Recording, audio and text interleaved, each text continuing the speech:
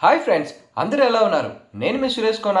ఈరోజు మన కోనవరం ముచ్చట్లో మన ముచ్చట రజాకర్ అనే తెలుగు చలనచిత్రం గురించి ఈరోజు మన వీడియోలో తెలుసుకుందాం. అసలు హైదరాబాద్కి భారతదేశంతో పాటు ఎందుకు స్వతంత్రత రాలేదు? అసలు ఎప్పుడు భారతదేశంలో హైదరాబాద్ విలీనమైంది? ఆనాడు జరిగిన ఆ, సంఘటనలు ఏంటి? ఆ మారణ హోమం ఏమిటి? ఇలాంటి మన ప్రశ్నలన్నిటికీ సమాధానమే ఈ రజాకర్ అనే తెలుగు చలనచిత్రం. ఈ సినిమా గురించి తెలుసుకునే ముందు ఇంకా ఎవరైనా నా ఛానల్ సబ్స్క్రైబ్ చేసుకోకపోతే వెంటనే వెళ్ళి నా ఛానల్ సబ్స్క్రైబ్ చేసుకొని నా వీడియోని లైక్ చేస్తూ షేర్ చేస్తూ మీ విలువైన ఫీడ్బ్యాక్ని కామెంట్ రూపంలో పెడతారని నా మనవి. చరిత్ర అనేది ఒక బోరింగ్ సబ్జెక్ట్ అని చాలామంది ఫీల్ అవుతుంటారు.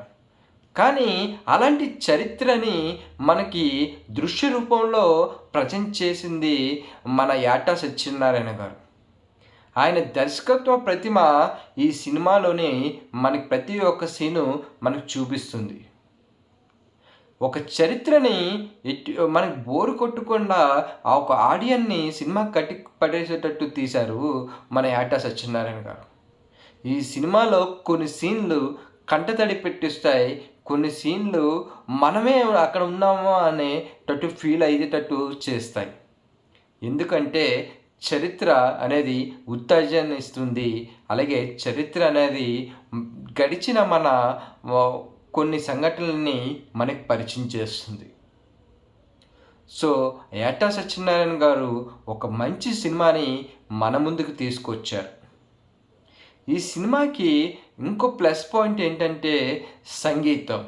భీమ్ సిసిలేరో గారి సంగీతం ఈ సినిమాకి మరొక పెద్ద అడ్వాంటేజ్ అనే చెప్పాలి. ఆయన ఒక్కొక్క సీన్లు కొన్ని సీన్లు ఆయన మ్యూజిక్కి మనకి రోమాలు నిక్కపరిచేటట్టు చేస్తాయి. ఇంకా నటీనటుల గురించి మాట్లాడుకుంటే ఈ సినిమాలో నటించిన ప్రతి ఒక్కరూ నిజంగా వాళ్ళ క్యారెక్టర్లో వాళ్ళు జీవించారనే చెప్పాలి.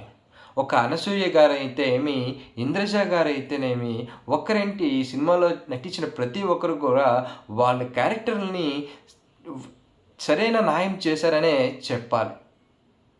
ఇంకా ఈ సినిమా గురించి ఏదైనా రివ్యూ మాట్లాడాలంటే అసలు చరిత్రనికి మనం రివ్యూ ఏం రాస్తాం? ఇలాంటి చరిత్రని మనం అందరం కూడా చూడాలి, తెలుసుకోవాలి. మీతో పాటు నలుగురికి ఈ చరిత్ర అనేది తెలియజేయాలి. సో నేను చాలామంది హైదరాబాద్ పీపుల్ని అడిగాను. వాళ్ళకి ఈ యొక్క రజాకర్ గురించి, దీని ఉద్యమం గురించి, కానీ చాలామంది దగ్గర ఆన్సర్ లేకుండా పోయింది. అయితే మీరందరూ వెంటనే వెళ్ళి ఈ రజాకర్ అనే మూవీని చూడండి. వెంటనే మీ ప్రశ్నలన్నిటికీ సమాధానం అనేది దొరుకుతుంది. సో మీరందరూ ఎలాగైతే బలగం సినిమాని ఆరాధించారో ఈ సినిమాను కూడా ఆరాధించండి. నలుగురికి ఈ సినిమాని పరిచయం చేయండి. వాళ్ళకి హైదరాబాద్ యొక్క చరిత్ర ఏంటో తెలియజేయండి. వెంటనే ఇంకా మీరే ఎందుకు వెయిట్ చేస్తున్నారు? వెంటనే వెళ్ళి మీ దగ్గరలో ఉన్న థియేటర్లో రజాకర్ అనే తెలుగు సినిమాని చూడండి. ఒక మంచి సినిమాని చూసారనే భావన మీకు బయటకు వచ్చేటప్పుడు కలుగుతుంది. ఇలాంటి మరెన్నో సరికొత్త వీడియోతో మళ్ళీ కలుసుకుందాం. అంతవరకు సెలవు. దిస్ ఇస్ సురేష్ కోన, కోనవారి ముచ్చట్లు. జై హింద్.